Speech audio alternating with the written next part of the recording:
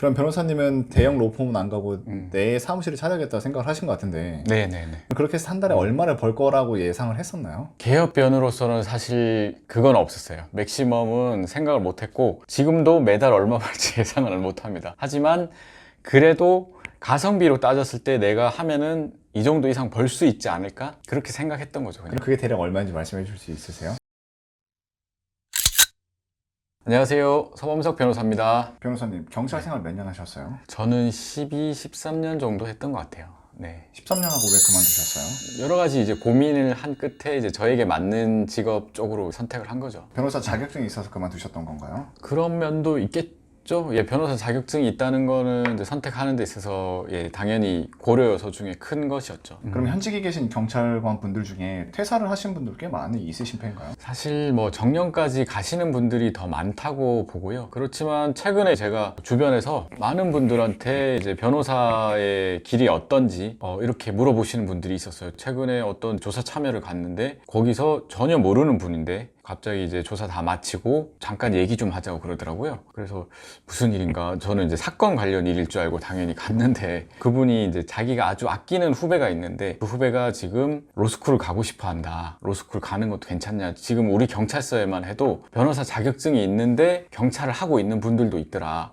그분들은 왜 변호사로 안 나갔을까? 그분들은 변호사 시장이 너무 안 좋으니까 경찰을 계속 하고 있는 거 아닌가? 근데 지금 저를 보고서 변호사님은 괜찮아서 나가신 거냐? 뭐 그런 식으로 물어보는 분들도 있었고 또 저희 유튜브를 보시고는 저도 사실은 변호사 하고 싶습니다. 지금 제 나이가 얼만데 로스쿨 가도 될까요? 이런 거 물어보시는 분들도 있었고요. 또 최근에는 후배가 한 명이 저한테 연락이 와서 경찰 생활 이제 한 8년, 9년 뭐 그 정도 한 것 같은데 최근에 이제 변호사 시험에 합격했고 경찰을 계속 할지 아니면은 변호사로 나올지 고민이 된다면서 저희 사무실 근처에 와가지고 이제 고민을 상담하고 그랬던 경우도 있고 최근에 고민하고 계신 분들이 정말 많습니다. 네. 그러면 그분은 변호사 시험을 합격했는데 왜 고민하시는 거예요? 나오시면 되잖아요. 나오면 되죠. 나오면 되는데 일단은 나왔을 때 과연 내가 잘 될까? 그게 사실 현실적인 고민을 하는 거죠. 개업을 했을 때 얼만큼 벌 수 있을까? 아니면은 대형 로펌을 갈 수 있을까? 대형 로펌을 간다면은 급여는 얼마를 받고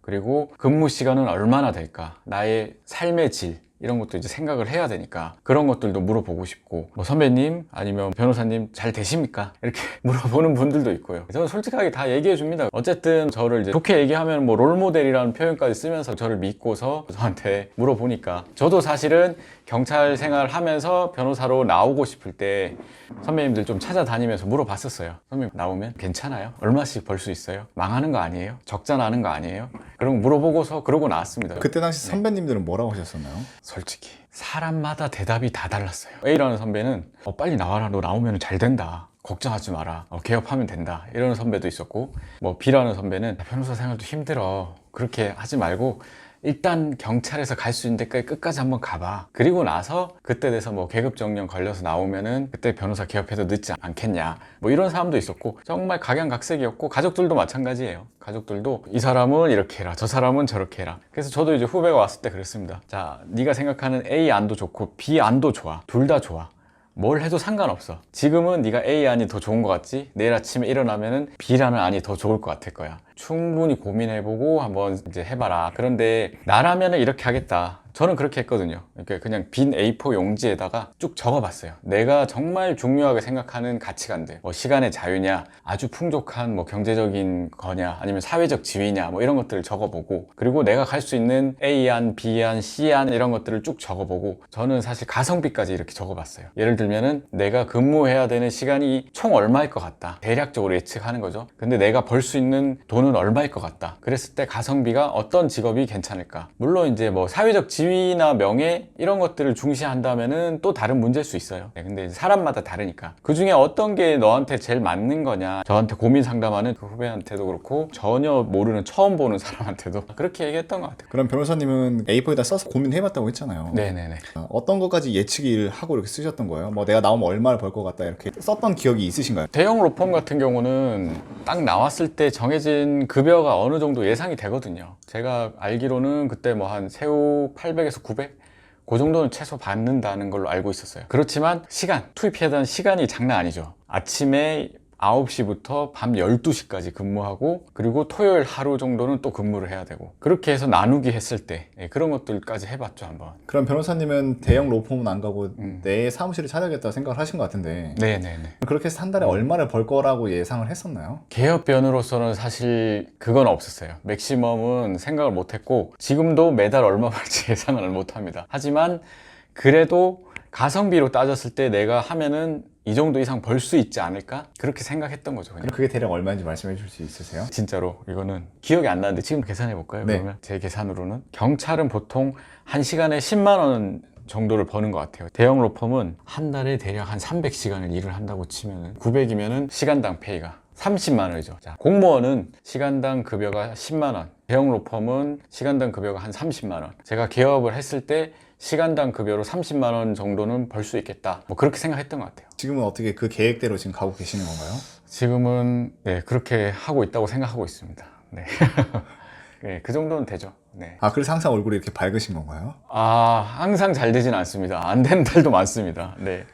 그래서 그 친구한테도 항상 그런 얘기를 해줘요. 너 나와도 적자 될 수도 있다. 그러니까 그것도 생각하고 해라. 변호사님이 그때 후배분을 상담을 해주셨을 때 그분이 가장 크게 고민하고 있던 게 어떤 부분이었었나요? 사실 이제 어떤 일이든 힘이 들겠죠. 그 친구 같은 경우는 이제 힘든 부분이 있는데 이거를 계속 견디는 게 맞냐? 아니면은 조금이라도 더 빨리 나와서 변호사로서의 일을 시작하는 게 좋을까? 저도 마찬가지였거든요. 저도 힘들 때가 있었어요. 경찰 근무할 때 너무 힘들었어요. 사실 그때 막 가슴에 지금 표현 그 자체로 사표를 써서 이렇게 들고 다니는 지경까지 간 적도 있었는데 그 정도로 이제 힘든 적도 있었는데 그때는 사실 이걸 지금 내가 버티고 있는 게 의미가 있을까? 약간 그런 생각도 했었지만 지금 이제 나와서 돌이켜 보면은 그때 배웠던 뭐 기획 능력, 수사 능력 그리고 또 사람들 인맥도 무시할 수 없거든요. 힘들게 하는 상사도 있지만 나를 도와주는 동료들도 있거든요. 뭐 그런 것들도 있다고 생각하고요. 그리고 연금도 사실 좀 전혀 무시할 수는 없다고 생각해요. 지금 10년이 넘으면은 공무원 연금이 나오는데 8년 차 정도, 9년 차 정도면은 사실 이때 나오면 조금 아까울 수는 있죠. 계속 시간이 쌓여 가야지 훨씬 더 많은 연금을 주기 때문에 10년 했다고 해서 그렇게 많은 연금이 나오는 건 아니지만 아예 연금을 못 받는 거랑 받는 거는 차이가 있을 수 있으니까 그런 부분도 생각할 수 있고 어쨌든 그 자리에서 쌓을 수 있는 경험, 기회를 나를 힘들게 하는 어떠한 요소 때문에 포기하는 것은 장기적으로 봤을 때는 마이너스 아니겠느냐 뭐 그렇게 생각합니다. 근데 10년 하면 연금 얼마 받아요? 저도 정확히는 모르겠는데요. 제가 12년, 13년 그 사이인데 지금 이렇게 예상으로 나오는 게 한 8, 90 정도 그 사이였던 걸로 제가 기억하고 있어요. 꽤 되네요. 지금 받는 건 아니고요. 60세 이상 넘어가야 주는 거지만 뭐 그래도 뭐 없는 것보다 훨씬 나으니까요. 그럼 변호사님이 봤을 때 네. 이렇게 퇴사를 누구나 한 번쯤 다 고민하잖아요. 그렇죠. 근데 못하는 사람도 정말 많거든요. 네. 왜 못한다고 보세요? 글쎄요, 뭐 못한다는 표현이 맞을 수도 있고 뭐 안 한다는 표현이 맞을 수도 있는데 현실적인 여건들이 있겠죠. 가족들을 부양을 해야 되는 여건들이 대부분 많겠죠. 근데 당장 나와가지고 내가 뭔가를 할 수 있는 그런 직업이 없다면은 바로 퇴사하기는 힘들 것 같아요. 그래서 경찰에 있을 때 보면은 꼭 변호사가 아니더라도 뭐 법무사나 공인중개사나 손해사정사 이런 여러 가지 자격증들을 준비하시는 분들을 많이 봤고 특히 이제 나이가 어린 동생들 같은 경우는 법무사 준비도 많이 하더라고요. 그런 식으로 뭔가 자격증이 준비가 되지 않으면은 당장 나왔을 때 내일부터 이제 완전 이제 끊겨버리잖아요. 벌이가. 그런 요인들도 있을 수 있을 것 같고 뭐 고민을 깊이 했는데 그래도 나는 경찰이 나한테 더 맞는 것 같다. 그래서 이제 뭐 퇴사를 안 하는 결정을 할 수도 있는 것 같아요. 그럼 변호사님 이렇게 나와서 원하는 삶을 살고 계시는데 퇴사를 후회한 적은 한 번도 없었나요? 사실 경찰에 있을 때 고민을 했던 게 훨씬 많았던 것 같고요. 나와서는 이제 힘든 적은 있었지만 후회한 적은 없었던 것 같아요. 힘든 적은 이제 내가 생각한 것만큼 경제적으로 안 될 때 그럴 때는 좀 힘든 적도 있었고 그리고 사건을 진행하는 과정에서 변호사도 의뢰인과의 관계가 좀 힘들 때가 있거든요.